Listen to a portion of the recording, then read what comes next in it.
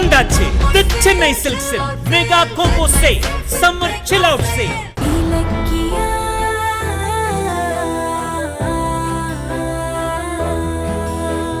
கார்த்திக் எல்லாமே விவரமா என்கிட்ட சொல்லிட்டான்.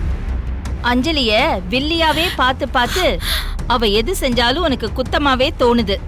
அவ அப்படிப்பட்டவ இல்ல. ஐயோ அத்தை, அஞ்சலி கர்ப்பமா இருக்கிற மாதிரி வேஷம் போட்டு அதெல்லாம் அவ கார்த்திக் மேல இருக்கிற பாசத்துல பண்ணது. இது பாரு, அஞ்சலி சில தப்பெல்லாம் பண்ணிருக்கா, நான் ஒன்னும் இல்லைன்னு சொல்லல.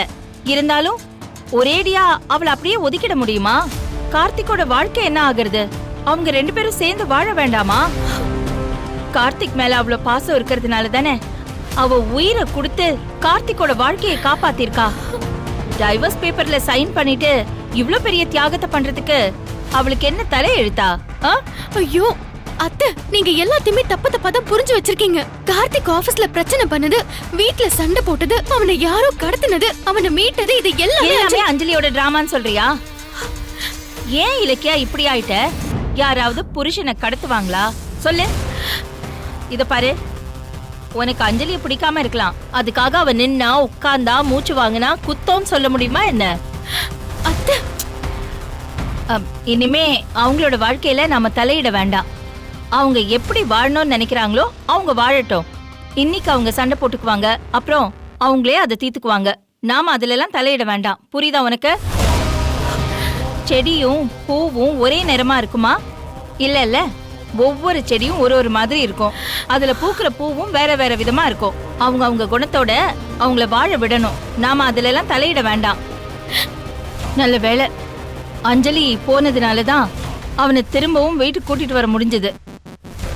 ஒருவேளை அவன் போட்ட சண்டைய மனசுல வச்சுக்கிட்டு வீட்டை விட்டு வெளியில போயிருந்தான்னா என்ன ஆகுறது? அதனாலதான் சொல்றேன், இனிமே அவங்க வாழ்க்கையில நீ தலையிடாத. உன் வாழ்க்கையில என்ன நடக்கணுமோ அத மட்டும் நீ பார்த்தா போதும். அதான் எல்லாருக்கும் நல்லது. அத்தை,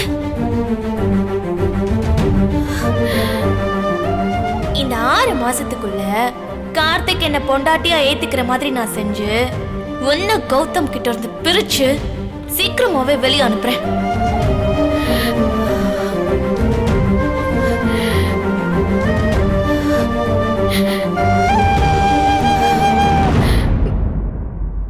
நிஜமா சொல்றீங்க? அவங்க இல்லைன்னா வேற யார் கடத்தி இருப்பாங்க? ஒண்ணுமே புரியல. சரி மகேஷ் சார், நான் அப்புறம் கால் பண்றேன். தேங்க்யூ.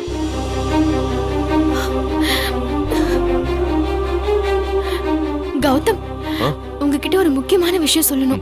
அது என்னன்னா, அதுக்கு முன்னாடி நான் ஒரு விஷயம் சொல்றேன். கார்த்திக் அரெஸ்டான ஏசிபி சார் கிட்ட சொல்லியிருந்தான்ல, ஆனா அதுக்காக அவர் என்கொயரியை நிறுத்தாம கார்த்திகை கடத்தினது யாருன்னு கண்டுபிடிக்க ட்ரை பண்ணிருக்காரு. அதுலதான் ஒரு விஷயம் தெரிஞ்சிருக்கு. என்ன விஷயம் கௌதம்?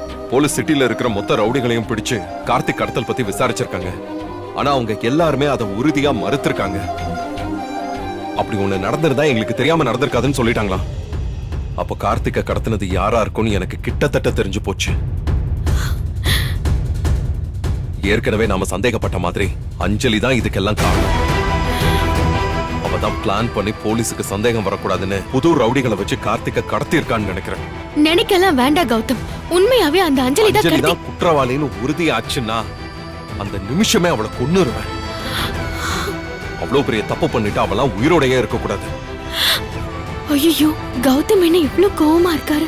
இப்ப நம்ம உண்மையை சொன்னா உடனே அஞ்சலி ஏதாவது பண்ணிடுவார் போல இருக்கே. கௌதம், ஏன் இப்படி எல்லாம் நீங்க டென்ஷன் ஆகுறீங்க? டென்ஷன் ஆகாம, ஏற்கனவே அவ இது மாதிரி ஒரு தடவை கார்த்திகை கடத்தி தப்பிச்சிட்டா.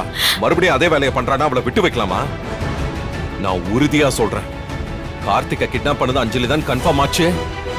நான் அவளை இந்த பூமியில உயிர் வாழ விட மாட்டேன். அதுக்கு இல்ல கௌதம், அஞ்சலி தப்பே செஞ்சிருந்தாலும் அவளை போலீஸ்ல புடிச்சு கொடுப்போம். இல்ல வீட்ல இருக்கிறவங்க கிட்ட உண்மையை சொல்லி அவளை வீட்டை விட்டு துரத்துவோம். அதை விட்டுட்டு இப்ப எதுக்கு இப்படி பெரிய பெரிய வார்த்தையெல்லாம் நீங்க பேசிட்டு இருக்கீங்க?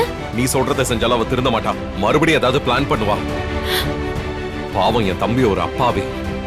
அவனுக்கு துரோகம் செய்யறவங்க யாரா இருந்தாலும் அவங்கள நான் விட்டு வைக்க மாட்டேன். அது சரி, நீ ஏதோ முக்கியமான விஷயம் சொல்ல வந்தியா? என்ன அது வந்து கார்த்திக் மறுபடியும் இதே மாதிரி ஆபத்து வராம பாத்துக்கணும் தான் சொல்ல வந்தேன். அப்படியா? விடு, நான் பாத்துக்கிறேன். அப்புறம் நம்ம வசந்துக்கு பண விஷயமா ஒரு நிமிஷம். Hello sir. வணக்கம் சார், உங்க போனுக்காக தான் வெயிட் பண்ணிட்டு இருந்தேன். சார், அந்த ஹைதராபாத் ப்ராஜெக்ட் விஷயமா மினிஸ்டர் கிட்ட பேசிட்டீங்களா? ஆமா சார். ஆமா ஆமா ஆமா ஆமா.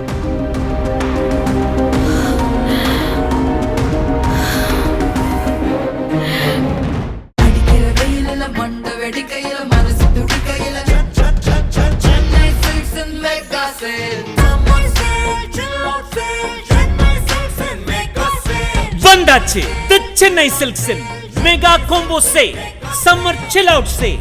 நீங்க நம்ப முடியாத தள்ளுபடி விலையில். இந்த வீடியோ உங்களுக்கு பிடிச்சிருந்தா லைக் பண்ணுங்க, கமெண்ட் பண்ணுங்க அண்ட் ஷேர் பண்ணுங்க. மறக்காம சரிகமா டிவி ஷோஸ் தமிழை சப்ஸ்கிரைப் பண்ணுங்க.